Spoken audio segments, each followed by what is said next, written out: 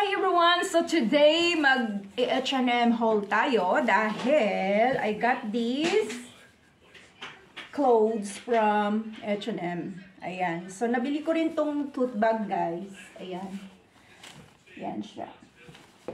At mura lang siya guys. Nasa 295 francs. So parang nasa ano na rin. Almost 3 francs. Kasi 5 cents na lang. So, okay. Ayan. So, simulan na natin ang ating dress. So, new dress. Ganito ang style niya. Ayan. So, mamaya isusukat natin na, no? Ayan. I hope kasya sa akin. Ayan. Napakaganda niya. At, nabili ko lang siya guys ng mura kasi sale sila. Ayan. So, nasa 10.95 lang siya. Ayan, ang kanyang price. Ayan. So, mura-mura, diba? 10.95. So, kapag hindi sa sale, guys, nasa 30 plus something. Ayan. So, items talaga, ayan. At saka meron akong ano dito guys na nabili ko lang siya talaga ng mura, ayan. So sana kasya naman lahat sa akin, di ba? Ito, long dress siya, ayan. Long dress na may biyak dito sa sa likod, ayan. At magugulat kayo sa price niya, sobrang wala siyang ka-damage. Hindi ko lang alam kung bakit nila binenta ng 1 francs lang. Ayan. 1 franc! Charan! Ayan. So, nabili ko lang itong long dress na ito ng 1 francs. Ayan. So, meron tayong two dresses. And another one is, wow, I got this for summer guys, pero parang wala namang summer dito sa amin kasi lagi na ulan. Ayan, so ito siya. Gusto ko kasi medyo malaki ang mga sizes. So, XL to siya guys, ayan. Basta, ganito.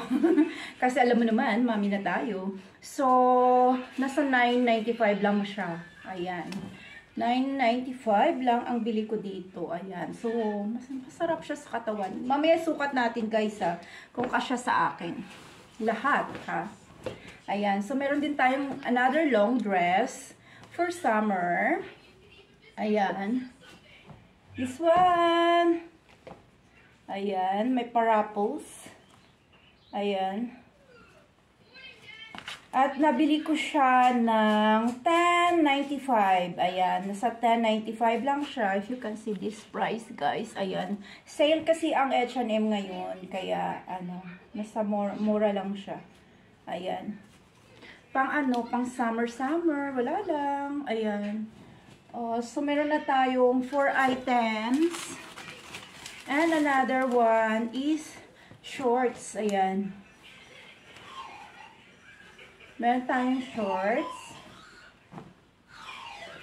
Sabi nila kapag nagsukat ka ganito, kailangan ka siya dito. Ayan. So, nabili ko siya ng, kasi siya guys, sale lang. 9.95 din, para nasa 10. Ayan. Ayan. Nandito sa likod. Ayan.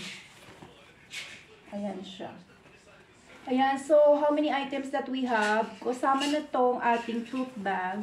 Ayan, 1, 2, 3, 4, 5, 6. So we have 6 items guys. Ayan. So how much ang ating resibo? Nasaan na yung resibo natin? Ayan. So nakamagkano ako guys is I think nasa 45-75 Swiss franc lang siya. Ayan. Ayan yung ating receipt. Ayan. So, that's all for today. That's in our H&M haul. Ayan. Thank you everyone and see you next time. So, here's na yung first outfit natin, guys. Yung dress natin, long dress natin. Ayan. It's really good for summer. So, next outfit na tayo, guys. So, ito yung ating second outfit, guys, from H&M. Ayan. So, gusto ko lang talaga kasi medyo malaki sa akin. So, XL itong kinuha ko. So, ayan. Diba? Really good for summer. So, ito na yung next outfit natin na nakaano siya, guys. Ganito lang siya ang style niya. And then, dito. Ayan. So, nagagandahan lang ako kasi yung kulay at saka satin siya. Ayan. Yan. So, that's in our second to the last na dress. Ayan. So, next na tayo.